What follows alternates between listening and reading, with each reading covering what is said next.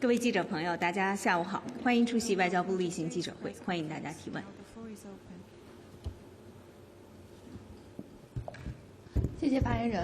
湖北广电记者提问：那我们注意到王毅外长已经结束了对阿富汗的访问，发言人能否进一步介绍具体的情况？谢谢。昨天，王毅外长访问了阿富汗。 Yesterday, Foreign Minister Wang Yi visited Afghanistan, met with Afghan Prime Minister and Interior Minister, held talks with Afghan Foreign Minister, and attended the 6th China-Afghanistan-Pakistan Foreign Ministers Dialogue.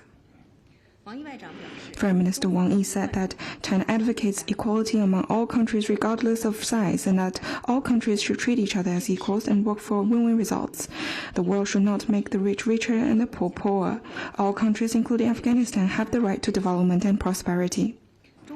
China is committed to a firm policy of friendship towards all Afghan people. We respect the Afghan people's choice and support the government in Afghanistan in adopting prudent policies focusing on development, firmly combating terrorism, and growing friendly ties with its neighbors to realize lasting peace and security. Since its resumption in 2022, the Trilateral Foreign Ministers Dialogue mechanism has produced positive results. Wang Yi said that China stands ready to work with the other two sides to deepen good neighborliness and mutual trust, understand and support each other on issues concerning each other's core interests. The three sides should have closer exchanges, consolidate strategic mutual trust. So China supports Afghanistan and Pakistan in improving bilateral ties, deepening the integration of interests, properly handling differences through dialogue and consultation, and striving for steady development of trilateral cooperation. The three sides agreed to make good use of the dialogue, strengthen exchanges and cooperation, and promote peace, stability, development, and prosperity in the region. Next one, please. Good afternoon, Prensa Latina News Agency. 拉通社提问：美国军舰正在委内瑞拉海岸附近的加勒比海巡逻，并以打击毒品为借口，威胁要使用武力。拉丁美洲和加勒比的几位总统在美洲玻利瓦尔联盟特别峰会上谴责这些行动是对区域和平与安全的侵犯。中方反对任何违反联合国宪章宗旨和原则、侵犯别国主权、安全的行为。我们反对在国际关系中使用或威胁使用武力，反对外部势力以任何借口干涉委内瑞拉内政。希望美方多做有利于拉美和加勒比地区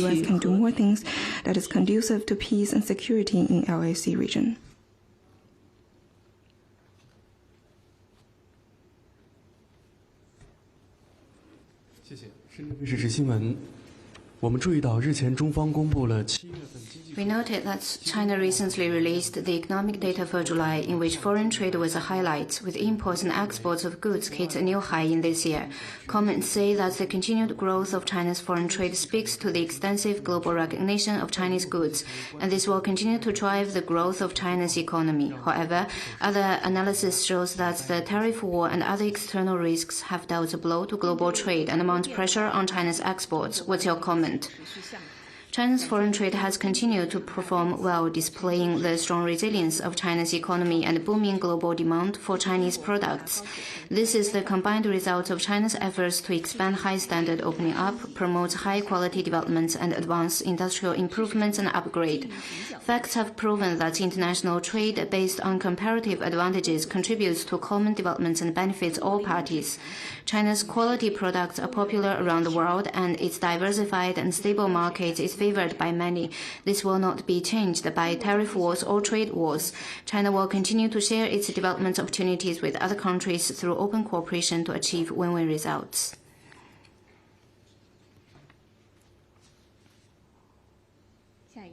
Next one, please.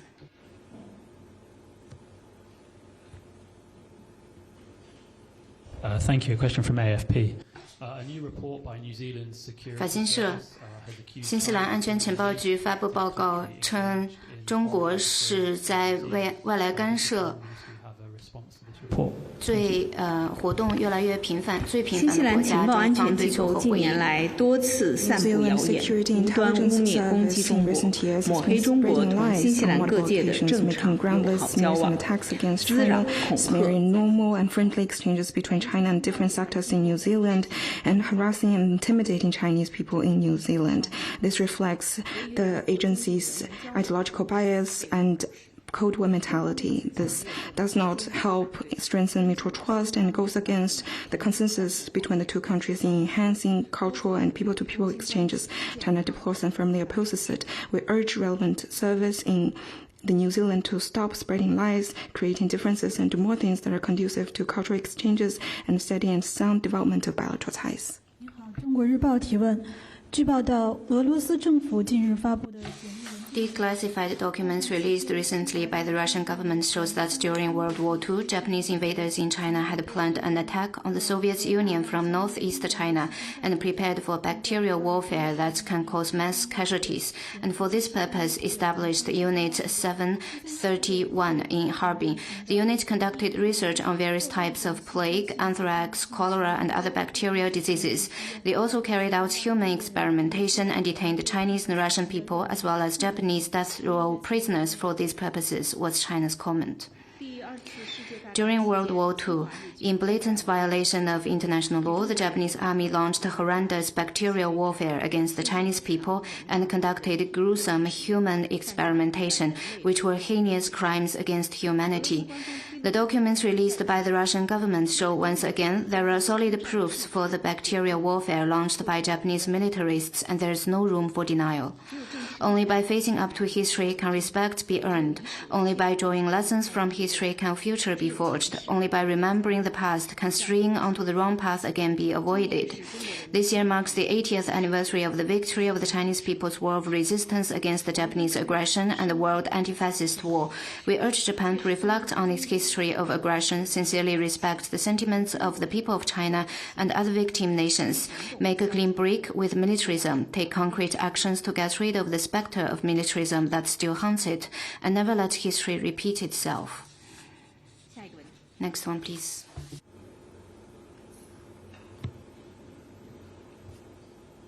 你好，日本 NHK 记者提问。有关阿富汗 NHK on Afghanistan. Last month, Russia officially recognized the interim government of Afghanistan. Does China recognize the Taliban government? China is committed to a foreign policy of friendship towards all Afghan people and stands ready to work with Afghanistan to take China-Afghanistan relations forward.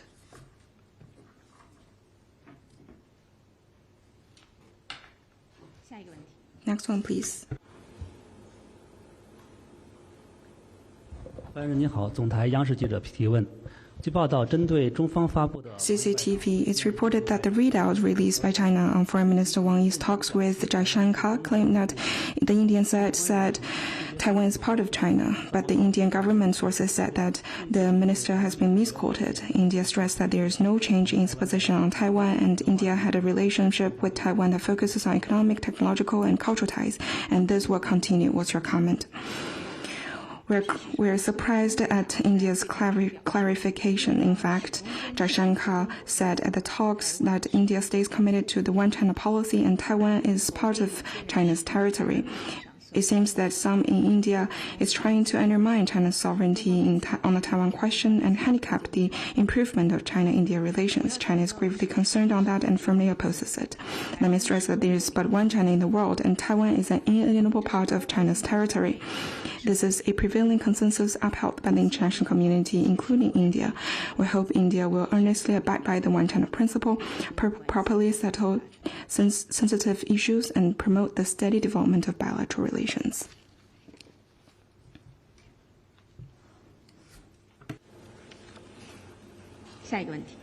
Next one, please.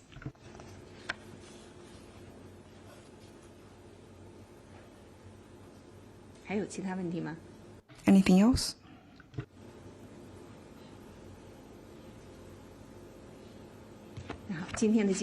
Then let's call it a day. Thank you for coming.